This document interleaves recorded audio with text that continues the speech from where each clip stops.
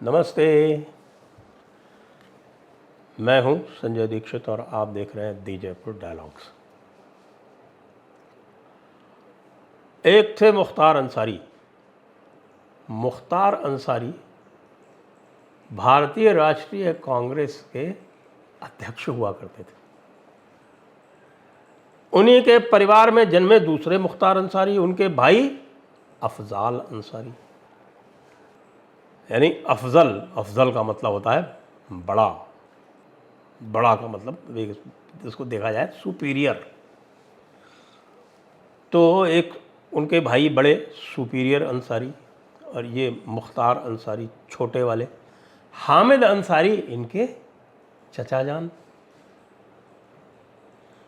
उनके पिताजी पुराने वाले मुख्तार अंसारी, यानी कि इन मुख्तार अंसारी के दादा जान। मुख्तार अंसारी वल्द मुख्तार अंसारी। ये पूर्वांचल के इतने बड़े दादा थे, इतने बड़े खूंखार थे कि इनके नाम से लोगों की पैंट गीली हो जाती थी। वैसे यदि आपको ध्यान नहीं हो तो उत्तर प्रदेश का जो पूर्वांचल है वो अपराधियों के लिए जाना जाता है, बड़े बड़े खूंखार अपराधियों के लिए और बड़े बड़े बाहुबलियों के लिए जाना जाता है।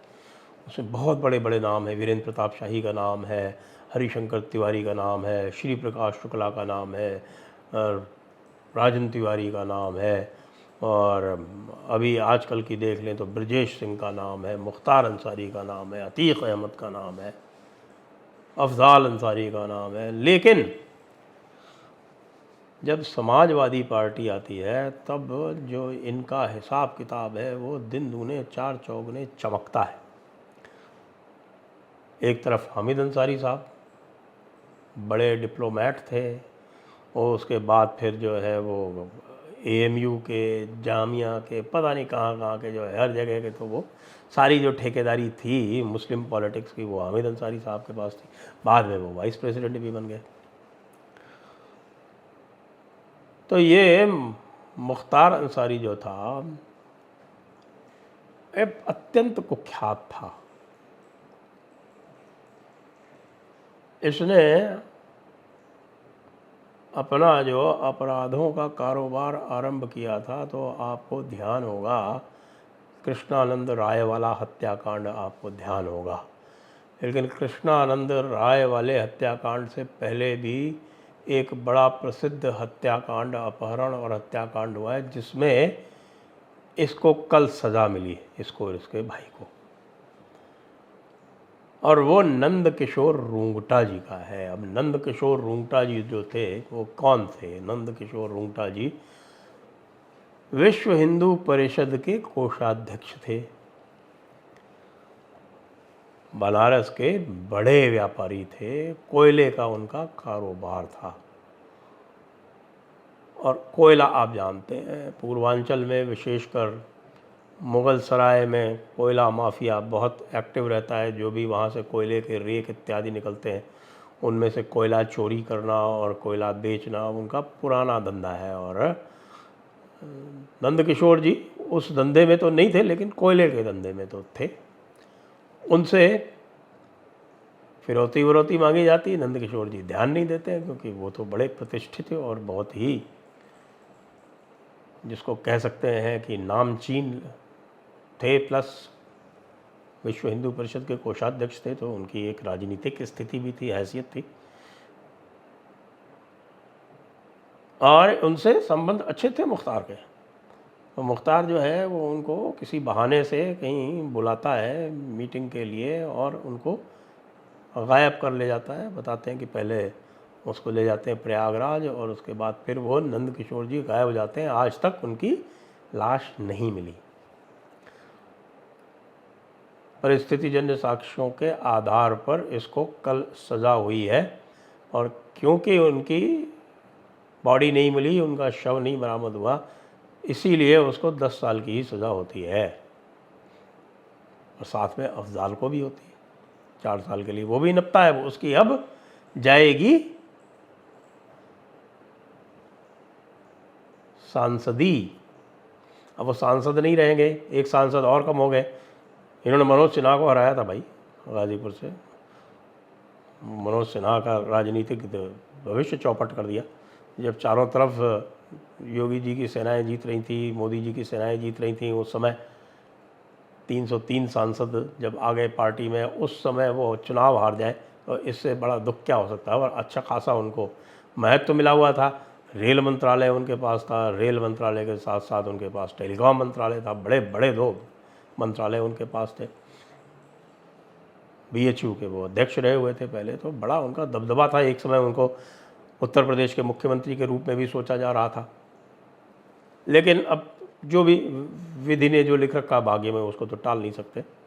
फिलहाल अब इस मुख्तार अंसारी का दबदबा इतना था कि जब इसको जेल में भी डाला गया, क्योंकि इसके ऊपर कोई 60 से अधिक केसेस हैं रजिस्टर, जब इसको जेल में भी डाला गया तो जेल में भाई इतना दबदबा था कि वहाँ पर DM और SP जो थे वो इससे मिलने आते थे।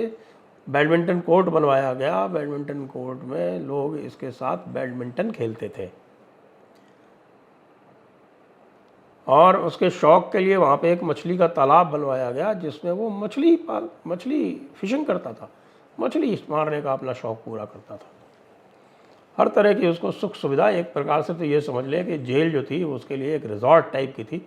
उस रिज़ॉर्ट में दरबार भी लगता था, और उस दरबार में सारे के सारे धंधे जो थे उस दरबार से पूरे पूर्वांचल में सारे निपटाए जाते थे। मऊ का दंगा याद हो आपको? ये भी संभवतः 2005 या 2006 की बात है, जब इसने ज़बरदस्त एक दंगा कराया था मऊ में। और जब समाजवादी सरकार ने कोई एक्शन नहीं लिया तो योगी जी रवाना हुए गोरखपुर से, तो योगी जी पे भी हमला कराया। योगी जी अपनी तत्परता से और बुद्धिमत्ता से बच गए, नहीं तो इसने योगी जी को भी समाप्त करने में कोई कसर नहीं छोड़ी थी। लेकिन अब जो है कि भाई अब विधि का विधान बदल गया है। अब योगी जी मुख्यमंत्री हैं, और मुख्तार के खिलाफ जो लोग कभी गवाही नहीं देते थे वो सब अब गवाही देने आ रहे हैं। यानी कि कोई सोच नहीं सकता था कि मुख्तार के खिलाफ कोई गवाही दे सकता है। और बड़ी हवेली जो है उनकी मोहम्मदाबाद में, वहाँ लोग पड़े रहते हैं, मतलब सेनाएं पड़ी रहती हैं अंदर, किसी की हिम्मत नहीं कि अंदर जा सके। लेकिन अब सब खाली हो गया है। अफजाल अंसारी MP साहब, उनकी भी जेल की सज़ा हो गई, वो भी 4 साल की। 4 साल की जेल की सज़ा का मतलब ये है कि यदि सज़ा स्थगित नहीं होती है, सज़ा तो स्थगित हो भी जाए, यदि दोष सिद्धि, उनकी कन्विक्शन स्थगित नहीं होता है, तो उनकी भी सांसदी जानी तय है। तो अब आप गाज़ीपुर में एक नया सांसद चाहिए। अब वो नया सांसद कौन होगा और इनकी दोष सिद्धि के बाद इनकी सांसदी कब जाएगी, इसके ऊपर निर्भर करता है। क्योंकि यदि 1 वर्ष से कम का समय रह जाएगा तो फिर उसके बाद फिर चुनाव आयोग संभवतः चुनाव ना भी कराए, इसकी पूरी संभावना है। अब इसका क्या प्रभाव होगा पूर्वांचल की राजनीति पे? एक तरफ अतीक अहमद रवाना हो गए, लेकिन अतीक अहमद का राजनीतिक जीवन समाप्त हो चुका था। 2004 के बाद से अतीक अहमद कभी चुनाव दोबारा नहीं जीते थे किसी भी प्रकार का। कई बार उन्होंने प्रयास किया लेकिन वो चुनाव नहीं जीते। उसके बारे में लोग ये बताते हैं कि उसके पीछे कारण जो था वो उनके भाई अशरफ का जो मदरसे में किया हुआ जो बलात्कार कांड था, उसके कारण जो मुस्लिम वर्ग था वो भी इनके विरोध में आ गया था, और ख़ास तौर से जो मुसलमान अशराफ वर्ग था वो इसके विरोध में आ गया था। लेकिन मुख्तार का जलवा तो आज भी कायम है राजनीति का। अफजाल का तो बता ही दिया आपका। फिर इनका बेटा है वो मऊ से विधायक है, अभी उसका जिस दिन कन्विक्शन हो जाएगा उसकी भी विधायकी चली जाएगी। अब योगी जी जो है सबको बारी बारी से निपटा रहे हैं। अतीक को तो उसके जो गैंग के जो दूसरे जो गैंग वॉर में जो इसके विरोधी थे उन्होंने निपटा दिया, कन्विक्शन उसका भी करवा दिया था योगी जी ने, कन्विक्शन मुख्तार का भी करवा दिया है। अब 2-3 कन्विक्शन उसके हो गए, ये 10 वर्ष का हो गया। अब पूर्वांचल लगभग भय मुक्त है। जो बाकी जो माफिया हैं जिनके नाम आते हैं, जैसे आपके ब्रजेश सिंह जैसे लोग हैं, अब वो रंगदारी बिल्कुल नहीं वसूल करते, काम छोड़ दिया। अब वो क्या कर रहे हैं कि अब वो ये कर रहे हैं कि जो उन्होंने संपत्ति इकट्ठी की है उसी संपत्ति से काम चला रहे हैं और उसी संपत्ति की रखवाली में तत्पर हैं।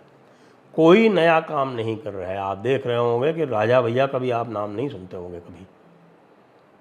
अब वो भी उस मुद्रा में है कि हमें तो जनता की भलाई करनी है। अब सारे के सारे लोग जनता की भलाई में लग के अपनी छवि सुधारने में लग गए हैं। बड़े बड़े बाहुबली। अब देखिए बृजभूषण शरण सिंह जी का नाम आ रहा है ना, लेकिन बृजभूषण सिंह के नाम बड़ी लंबी फहरिस्त निकाली जा रही है 38 मुकदमों की, लेकिन आज की डेट में उनके विरुद्ध सिर्फ 4 मुकदमे पेंडिंग हैं, केवल 4। क्यों? क्योंकि वो भी छवि सुधार कार्यक्रम में लगे हुए हैं बड़े लंबे समय से। तो भाई इस समय तो पूर्वांचल में बहार है, ये समझ लीजिए कि जिसको हम कहते हैं कि योगी सरकार है, उत्तर प्रदेश में बहार है और पूर्वांचल में भी बहार है। और जिनको समस्या हो रही है वो जुलाब खावें और पड़े रहें, और जुलाब खाने के बाद में जो पड़े भी कहाँ रहें वो जाके सीधे बैतुल खला में पड़े रहें।